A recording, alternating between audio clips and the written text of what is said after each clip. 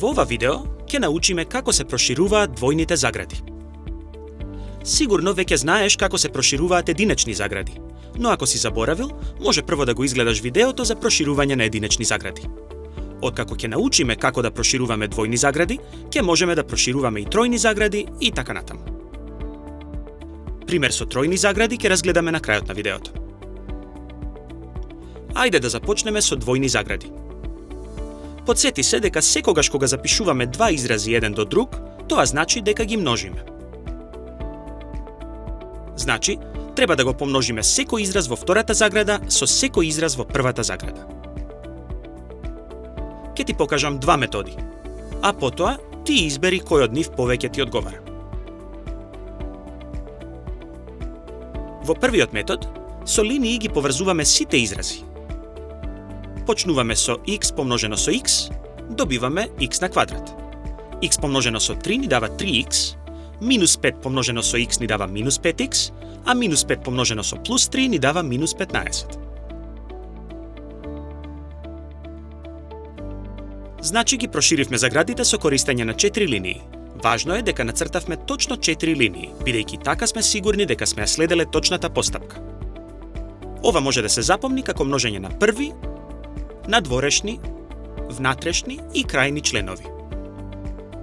Вториот метод е да направиш табела од изразите дадени во заградите. Потоа, помножи ги сите членови помеѓу себе и пополни ја табелата. X помножено со x дава x на квадрат. X помножено со минус 5 дава минус 5x, 3 помножено со x дава 3x и 3 помножено со минус 5 дава минус 15. И во двата методи, единствено треба да ги упростиме изразите во средина. Односно, ги собираме 3x и минус 5x и добиваме минус 2x. И тоа е крајното решение. Еве еден пример за тебе. Паузирај го видеото, прошири ги заградите и упрости го решението. Кога ќе завршиш, продолжи понатаму. Дали го доби точното решение? Пред да продолжиме со тројните загради, обиди се да ги решиш овие две задачи. Паузирај го видеото, прошири ги заградите и упрости го решението. Дали го доби точното решение? Во крајното решение, воопшто не е важен редоследот на изразите. Ова исто така може да биде запишано на овој начин.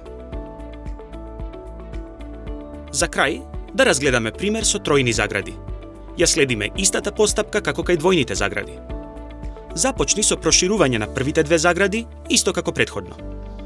Добиваме x на квадрат плюс 3x, минус 5x, минус 15 и упростуваме. Сега, помножи го добиениот резултат со изразите во третата заграда.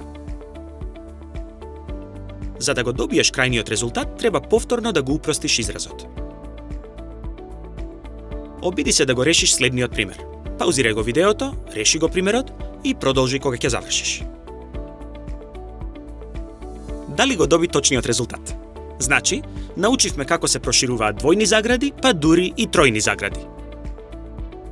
Треба само да запомниш дека го множиме секој израз во втората заграда со секој израз во првата заграда. Со тоа добиваме израз, кој потоа го упростуваме.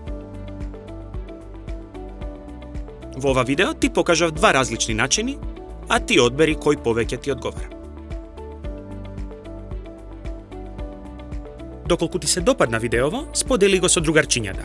За повеќе интересни содржини посети ја нашата веб страница naukazadeca.mk.